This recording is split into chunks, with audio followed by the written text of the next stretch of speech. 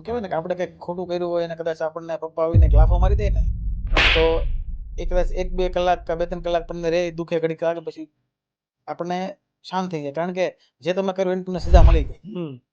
પણ આમ ઓલું ક્યારે લાગે ખબર છે કે પપ્પા કાંઈ ન બોલ્યા.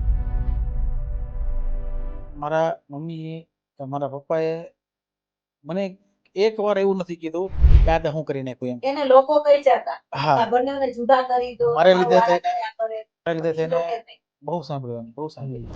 ત્યારે જે આમ છું ને કે સાલું હું જ્યાં સુધી એને પ્રાઉડ ફીલ નહીં કરાવે ત્યાં સુધી મરીશ નહીં. હું અંદરથી કંઈક જગ્યાએ ખુશીને હું રોયો હોય ને તો એક જગ્યાએ અમારા સમાજનો પ્રસંગ હતો અને હું જે ચીફ ગેસ્ટ હતો અને મારી કરતાં પહેલા મારા પપ્પાનું સન્માન કર્યું એમ.